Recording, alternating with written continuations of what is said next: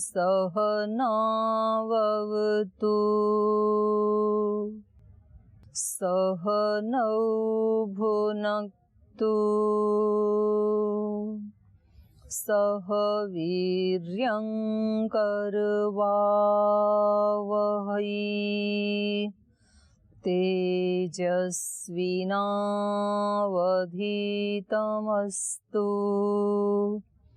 मा विद्विषावहै। ओम शांति शांति शांति।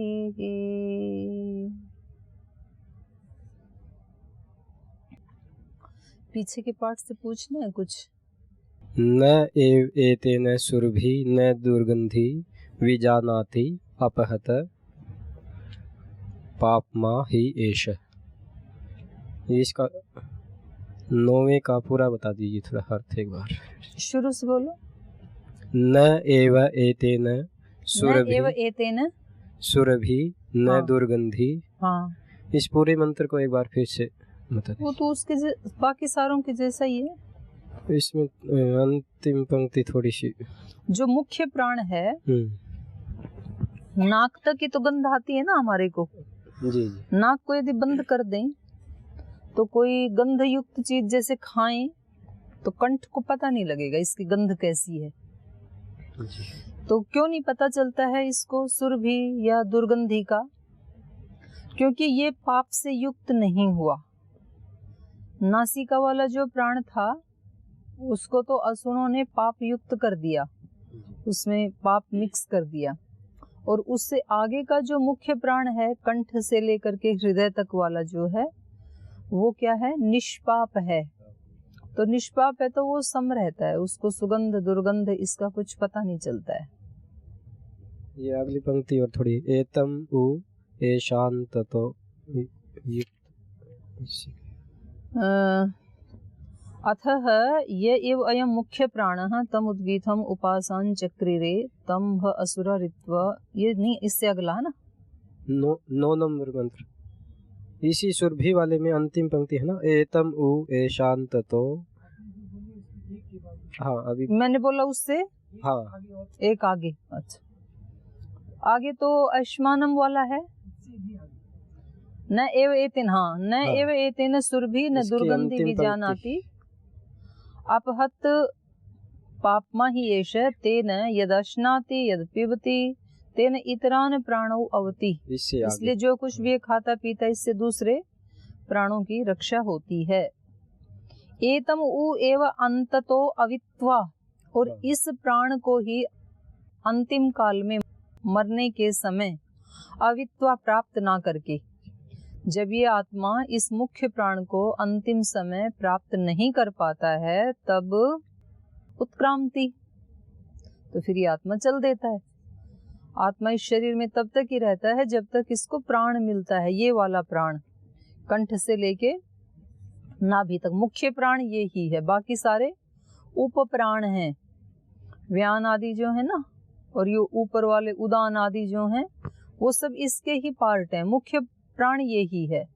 तो अंत काल में जब इसको प्राप्त नहीं करता है, एक बार प्रश्वास बाहर गया फिर आया ही नहीं वापस, उसने प्राप्त नहीं किया प्राण को, तो फिर उत्क्रांति, फिर ये आत्मा उठ जाता है उस शरीर से, चल देता है वहां से। और ये व्यक्ति व्यददाति एव अंततः इति, मुख खोल देता है, फिर खुला ही रह जाता है।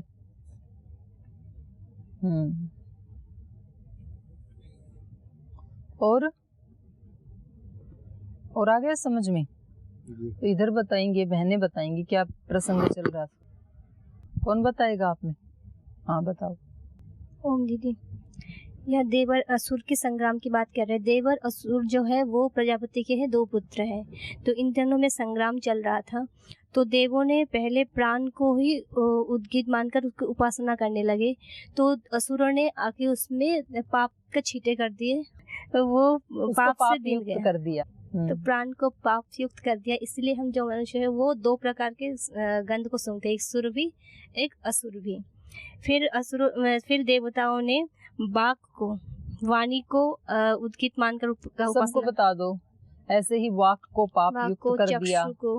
चक्षु को उन्होंने श्रोत्र उद्गीत को। मान के उपासना की, उसको भी पाप युक्त कर दिया। जब लिखोगे तब भी ऐसे ही लिखना है, कोई चीज आपकी रिपीट भी नहीं होनी चाहिए बार बार, उसको पुनरुक्ति दोष बोलते, और कोई छूटनी भी नहीं चाहिए। जैसे इसी प्रसंग को आपको लिखना है तो क्या लिखेंगे, देव और असुर प्रजापति की ही दोनों संतानें हैं। उनका आपस में जब युद्ध हुआ तो देवों ने उद्गीत की शरण ली, उन्होंने नासिका में स्थित प्राण को ही उद्गीत मान करके उसकी उपासना की। असुरों ने उसको पाप युक्त कर दिया, इसलिए वो दोनों प्रकार की गंध को सूंघता है, सुगंध भी दुर्गंध भी। इसी प्रकार देवों ने चक्षु में स्थित प्राण को ही उद्गीत माना, श्रोत्र में स्थित उद्गीत को ही प्राण माना, वाणी में स्थित प्राण को ही उद्गीत माना। ऐसे सारा लिख करके देवों ने इन सब प्राणों को पाप युक्त कर दिया, इसलिए ये दोनों प्रकार के विषयों का सेवन करते हैं, अच्छा व बुरा। इसलिए ये प्राण अच्छा और बुरा दोनों प्रकार के विषयों का सेवन करते हैं, ऐसे बताना है। असुरों ने फिर जो मुख्य प्राण है, तत्पश्चात देवों ने मुख्य प्राण के साथ उनका मुख्य प्राण को उद्गीत मानकर, हाँ, मुख्य प्राण को उद्गीत मानकर उसकी उपासना करने लगे। तो असुर जो है मुख्य प्राण से टकराकर खुद ही ध्वंस हो गए। वो जब उसके पास आए उसको पाप युक्त करने के लिए, तो वो खुद ही तो उससे असुर कैसे चकनाचूर हो गए। जैसे पत्थर पर जैसे हथौड़ा मारने से जब पत्थर चकनाचूर हो जाता है, उसी तरह असुर भी नाश हो गए। असुरों का नाश हो गया। फिर आगे क्या बताया था, सार तो बताओ कहानी का, मुख्य तो वही है। इसी प्रकार वो व्यक्ति नष्ट हो जाता है जो इस उद्गीत के उपासक को पाप युक्त करने की कोशिश करता है। ये था ना, क्योंकि उसका रक्षक कौन है, उद्गीत। तो यही था इसमें कि जो इसको पाप युक्त करने की कोशिश करता है, एवं विधि माने उद्गीत को जानने वाला, उसकी उपासना करने वाला, तो वो भी ऐसे ही नष्ट भ्रष्ट हो जाता है।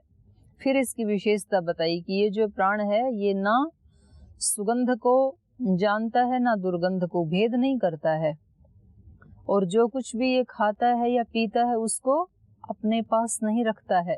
तो जो निष्पाप आत्माएं हैं उनको जो भी ऐश्वर्य प्राप्त होता है उसको वो अपने पास नहीं रखते हैं, अपने लिए प्रयुक्त नहीं करते हैं, बल्कि औरों की रक्षा में लगा देते हैं। जैसे मुख्य प्राण खाता पीता तो यही है, मुख से जाता है ना सब, लेकिन ये अपने पास नहीं रखता, बल्कि सारे प्राणों की, पूरे शरीर में स्थित जो प्राण हैं उनकी रक्षा में उनको दान कर देता है। हाँ जी, प्राण जब बाहर निकलते हैं तो वो प्राप्त नहीं कर पाते, तो उसका मुख खुला हो जाता है। तो हमेशा तो ये देखा नहीं जाता है ना कि हर जो मृत व्यक्ति का मुख खुला होता है। नहीं, हमेशा यही होता है, एक बार प्राण गया तो वापस नहीं आया, मुंह खुले या ना खुले। मृत्यु नाम ही उसका है कि एक बार, अभी तो आपका चल रहा है श्वास, इसलिए आपको अनुभव नहीं है, थोड़ी सी देर रोक के देखो कैसी बेचैनी होगी। फिर प्रश्वास बाहर तो निकल गया, वापस नहीं आया, फिर इसलिए मरने में कितनी देर लगती है, 1 सेकंड से भी कम समय। जितनी देर में श्वास बाहर गया बस वो फिर आया ही नहीं वापस, वही मृत्यु है। अभी तो आ रहा है, तुरंत ऑटोमेटिक आ रहा है ना। तो कह रहे हैं इसी प्राण को, ये जो मुख्य प्राण है, इसी को अंगिरा ऋषि ने उद्गीत मान करके उपासना की, इसलिए इस प्राण का नाम भी क्या बन गया, आंगिरस। इसी प्रकार इस मुख्य प्राण को ही बृहस्पति नाम के ऋषि ने उद्गीत समझ करके इसकी उपासना की, तो इस प्राण को बृहस्पति भी कहते हैं। इसका मतलब यह है कि आदि काल से ही ऋषि लोग प्राण की उपासना करते आए हैं। अब तीसरा बता रहे हैं, तो मंत्र बोलिए, तेन तमह अयास्य उद्गीतम उपासन चक्रे एतम उ एव अवास्यम मन्यन्ते आस्याद यत् आयते। तेन इस कारण से तम ह अयास्य उद्गीतम उपासन चक्रे, इस मुख्य प्राण को ही अयास्य नाम के ऋषि ने भी उद्गीत समझ करके इसकी उपासना की। एतम उ अयम अयास्यम मन्यन्ते, इसलिए उस ऋषि ने भी इनकी उपासना की प्राण की, तो इस प्राण को अयास्य भी कहते हैं। क्यों कहते हैं? आस्याद यद अयते, क्योंकि ये मुख से ही गति करता है। अयगत है ना, आता है जाता है, तो इसको अयास्य भी कहते हैं। आगे, तेन तमह बको दाल्भ्यो विदांचकार सह नेमिसीयाणाम उद्गाता बभूव सहस्मैभ्यः कामानागयति। तेन तमह, इस कारण से इस मुख्य प्राण को ही उद्गीत समझ करके दाल्भ्यो बक, दल्भ का पुत्र दाल्भ बक, तो दल्भ ऋषि के पुत्र दाल्भ बक ने, पुत्र का नाम है बक और दल्भ का पुत्र था इसलिए दाल्भ बक हो गया। विदांचकार, इसकी पूजा की, अर्चना की, उपासना की। तो सह, इसलिए वो बक नाम के जो ऋषि थे वो नैमिषियाणाम उद्गाता बभूव, नैमिषारण्य में रहने वाले जो ऋषि थे और वहां पर जो वो यज्ञ याग आदि करते थे, उनका वो क्या बन गया? उद्गाता बन गया। उद्गाता कौन होता है? सामवेद के मंत्रों का गान करने वाला, ऊंचे स्वर से, उसको उद्गाता कहते हैं। ऋग्वेद के मंत्रों की ऋचाओं का गान करने वाले को क्या कहते हैं? होता, उसको होता कहते हैं। और यजुर्वेद के मंत्रों का गान करने वाले को, उसको अध्वर्यु कहते हैं। और चौथा ब्रह्मा होता है। 4 मुख्य ऋत्विज होते हैं, फिर उन 4 के 4 और होते हैं सहयोगी। वो उन्होंने इसकी उपासना की, इस प्राण की, तो इसलिए वो क्या हो गए? नैमिषियाणाम उद्गाता बभूव, नैमिषारण्य में निवास करने वाले ऋषियों का वो उद्गाता बना। सह एभ्यः कामानाम आगयति स्म, तो ये जो ऋषि थे इनके लिए वो कामानाम आगयति स्म, उनकी कामनाओं की पूर्ति के लिए वो गान करता था, सामवेद की ऋचाओं का, सामवेद के मंत्रों का गान करता था। उद्गाता का काम क्या होता है? यजमान जिस कामना को लेकर के यज्ञ कर रहा है, उस कामना से संबंधित ईश्वर की स्तुति, प्रार्थना, उपासना किसी गान के माध्यम से ऊंचे स्वर से करे, ये उसका काम होता है। तो ये क्या करता था? इन ऋषियों की कामना के लिए कि भगवान जी इनको बुद्धि दो, जो भी उनकी कामना थी उन ऋषियों की, मोक्ष जो भी चाहते थे वो, उसके लिए वो इनके लिए ऊंचे स्वर में गाते थे। सह एभ्यः कामानाम आगयति, इसमें आगे आगाता ह वै कामानाम भवति य एतद् एवं विद्वान् अक्षरम उद्गीतम उपास्ते इति अध्यात्मम। तो कह रहे हैं आगाता ह वै कामानाम भवति, वो व्यक्ति, वो साधक कामनाओं का आगाता बन जाता है, पूर्ण करवाने वाला बन जाता है। यह एतम एवं विद्वान, जो इस उद्गीत को इस रूप में जानते हुए स्तुति करता है। किस रूप में?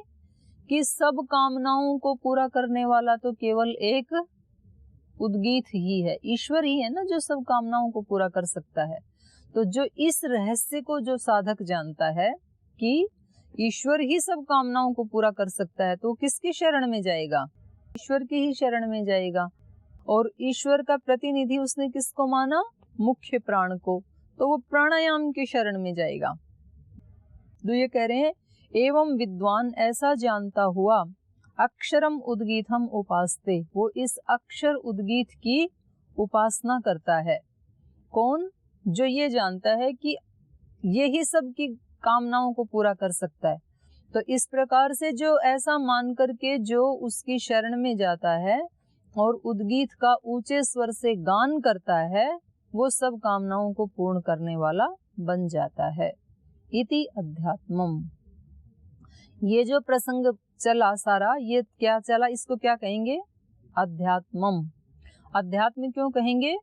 आत्मा को अधिकृत करके, माने अंदर के आत्मा और प्राण को अधिकृत करके ये प्रसंग कहा गया है, इसलिए इसको कहेंगे अध्यात्मम। जहां जहां भी आत्मा को अधिकृत करके कोई वर्णन किया जाता है उसको अध्यात्म कहते हैं। अब दूसरे इसमें बताएंगे ये अथ अधिदैवतम। अधिदैवत माने जो दैवी शक्तियां काम कर रही हैं ब्रह्मांड में। तो शुरू में बताया था ना इन्होंने कि हम उद्गीत को दो रूप में वर्णन करेंगे, पिंड में प्राण और ब्रह्मांड में सूर्य, बताया था शुरू में। क्योंकि शरीर किससे चलता है? मुख्य आश्रय इसका क्या है? प्राण। और सारा ब्रह्मांड किससे आश्रय से चलता है? तो ब्रह्मांड का रस बताया था सूर्य को और शरीर का रस बताया था प्राण को।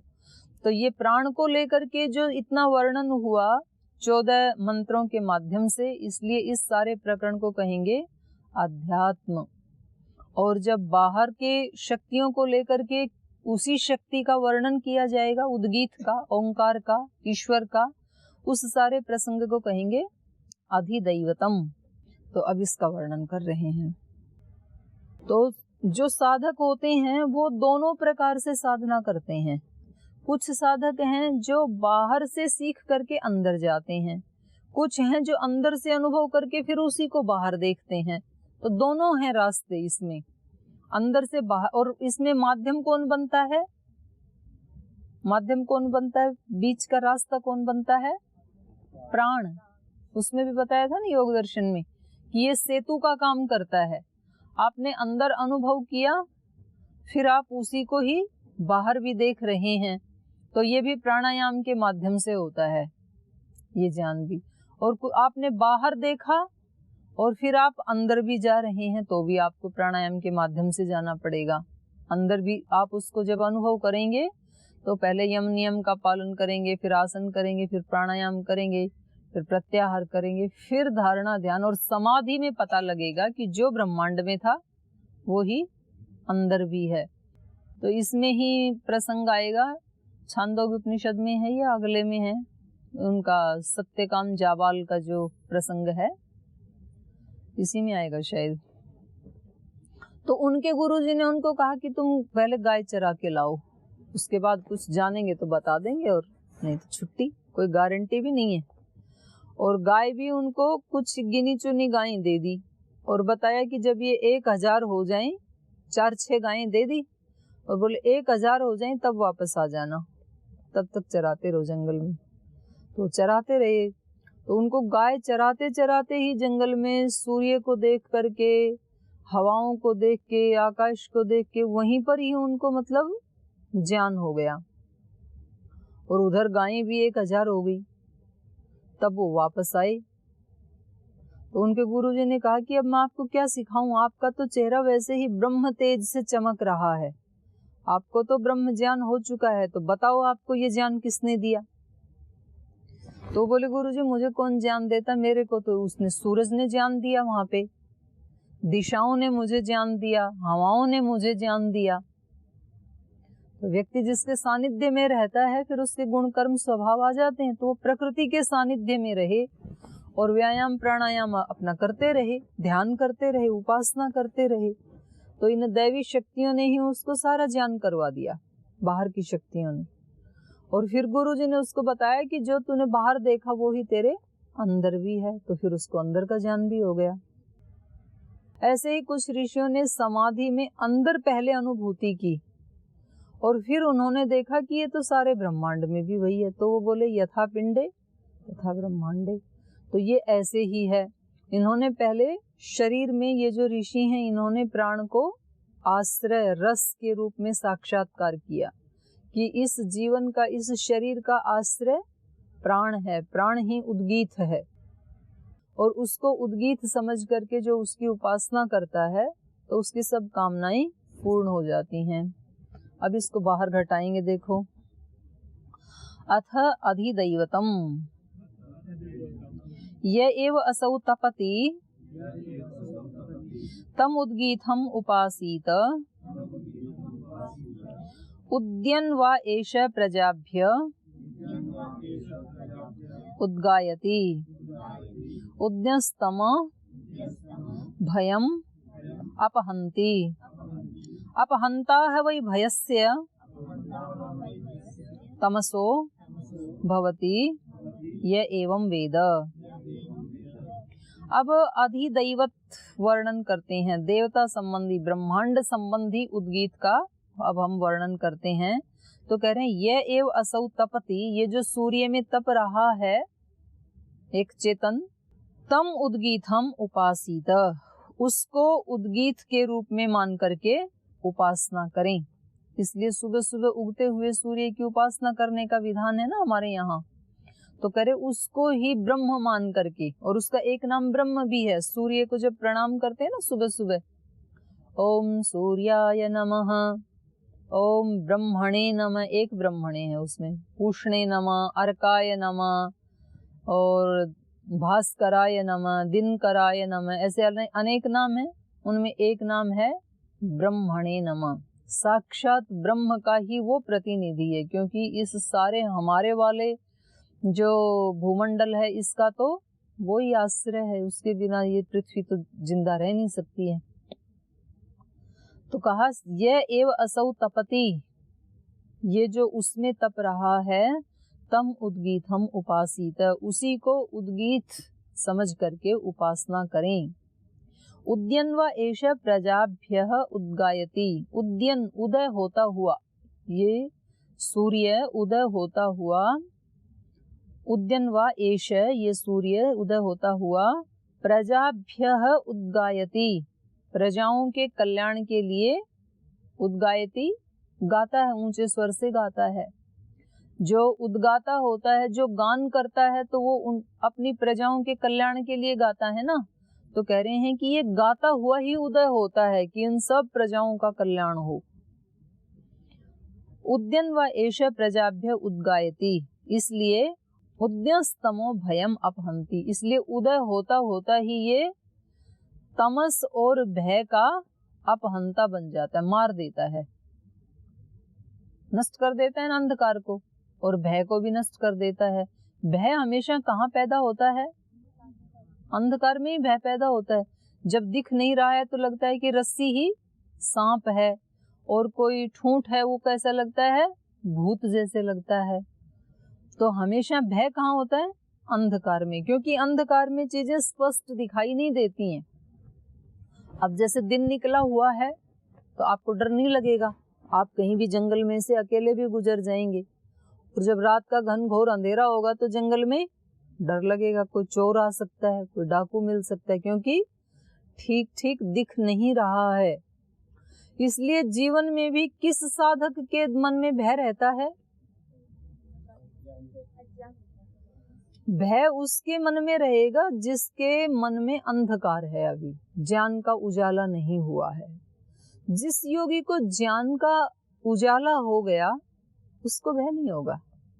हेते यस्य कुटुम्बिनो वद सखे कस्माद् भयम योगिनः, योगी को किसका भय होगा? उसने तो सब ठीक ठीक जान लिया, तो वो योगी कभी भयभीत नहीं होता है। क्योंकि वो जो भय देने वाली जो शक्तियां हैं वो ज्यादा से ज्यादा किसको कष्ट दे सकते हैं? शरीर को। और योगी ने शरीर से अपने आप को अलग कर लिया, उसने जान लिया अपने स्वरूप को। तो अब उसको मतलब कवच को कितनी पिटाई करते रहो, कवच के अंदर रहने वाला तो अपने आप को सुरक्षित मानता है, तो वो इन चीजों से भय मानता ही नहीं है। कि कोई व्यक्ति चोट पहुंचाएगा तो किसको पहुंचाएगा? शरीर को, इंद्रियों को, मन को। अपमान करेगा तो किसका करेगा? शरीर का ही करेगा ना, आत्मा का कौन अपमान कर सकता है? तो इसलिए सारे भय कहाँ होते हैं? अंधकार में। इसलिए हमारे यहाँ बोला जाता है ना, ज्ञान को सबसे ऊंची चीज, ऋते ज्ञानान न मुक्ति, ज्ञान के बिना मुक्ति नहीं है। तो उसका यही भाव है, जब ज्ञान हो जाता है तो चीजें यथा योग्य दिखने लगती हैं, यथा स्वरूप दिखने लगती हैं। उजाला हो गया तो पता लगता है कि कहाँ दरवाजा है, कहाँ कुर्सी है, तो टक्कर लगेगी थोड़ी, तो भय भी नहीं है। अंधेरे में डर लगता है कि कहीं टकरा ना जाए किसी चीज के साथ। तो ये सूर्य क्या करता है, उदय होता होता ही भय और अंधकार दोनों का नाश करता है। तो ये ईश्वर की शक्ति है। आप कल्पना करो, ये तो रोज घट रहा है, जब पैदा हुए तब से लेके और पैदा नहीं हुए थे तब भी रोज ये घटना घट रही है। तो आप जरा कल्पना करो कि 2, 4, 5 दिन यदि सूर्य उदय ना हो, पूरा अंधकार ही अंधकार रहे, घनघोर अंधकार, तो कैसा लगेगा? मुझे आनंद आ जाएगा, फिर सारी नींद पूरी हो जाएगी। नींद तो एक ही दिन में पूरी हो जाएगी, अगले दिन ही परेशान हो जाओगे, हैं? उड़ जाएगी फिर, ये क्या हो गया, फिर नहीं आने की। तो ये सूर्य उद्यन्वा एष प्रजाभ्य उद्गायति उद्यस्तमो भयम अपहंति अपहंता वै भयस्य तमसो भवति यह एवं वेद। जो इस सूर्य को उस रूप में जान लेता है, जान लेने का मतलब है यहाँ पर अनुभूतिक सत्य, अनुभव कर लेता है, शब्द रूप में जानना नहीं केवल, वैसा उसको अनुभव हो जाता है, मतलब उससे वो शक्ति प्राप्त कर लेता है जो उसमें आया था ना, ईश्वर प्रणिधानात नहीं, वो स्वाध्यायात इष्ट देवता संप्रयोग। स्वाध्याय से जो इष्ट देव हैं उनकी शक्तियों के साथ संपर्क हो जाता है। संपर्क मतलब लेन देन हो जाता है, जब वो लेना चाहता है तो उनसे सहायता ले लेता है। तो ऐसे ही सूर्य को उद्गीत मानकर जानने वाला, इसका मतलब ये है उससे वो शक्ति प्राप्त करने वाला, उसमें वो शक्ति है। तो सामान्य रूप से तो सभी प्राणी प्राप्त कर ही रहे हैं जीवनी शक्ति, लेकिन साधक क्या करता है, विशेष रूप से संपर्क साध लेता है, और फिर वो कुछ ही समय में, जैसे आप मोबाइल को चार्ज करते हैं तो वो उसको साक्षात ब्रह्म मान करके उससे रिचार्ज हो जाता है थोड़ी ही देर में। बहुत लोग हैं ऐसे, यहाँ भी आए थे एक सूर्य के वो उपासक, तो पता नहीं कितने वर्ष से उन्होंने खाना भी नहीं खाया, यहाँ आए थे संत कुटीर में महाराज जी से मिलने। बोले मैं सारी एनर्जी उससे ले लेता हूँ, सूर्य से। सुबह सुबह उपासना करते हैं सूर्य के सामने, वो आधा घंटा 1 घंटा बस, लेकिन उसका नियम ये है कि वो कच्ची मिट्टी में खड़े होके लेना है, करना है, फर्श पे खड़ा होके नहीं, चप्पल पहन के नहीं। तो उसका अपना एक वो सूर्य विद्या है पूरा उसका भी। तो ये मनुष्य भी जो इस रूप में सूर्य को जानता है माने अनुभव कर लेता है, वो भी तमस और भय का अपहंता बन जाता है, नाश करने वाला हो जाता है। ना उसके जीवन में कोई अंधकार रहेगा, और अंधकार नहीं रहेगा तो भय भी नहीं रहेगा, उसके जीवन में भय भी नहीं है। तो ये कितना अच्छा जीवन है, ना कोई अज्ञान है ना कोई भय है।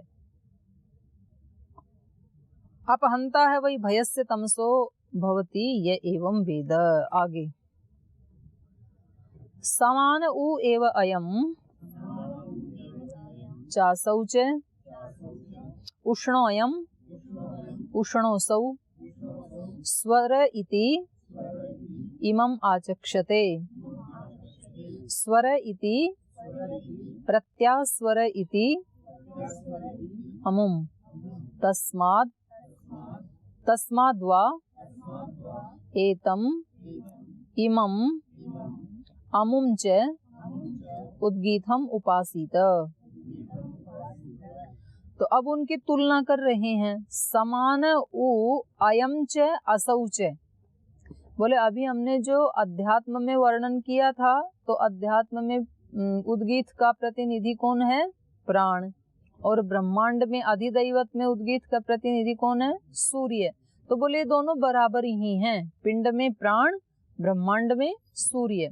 समान उ एव अयम च असौ च। अयम माने ये प्राण,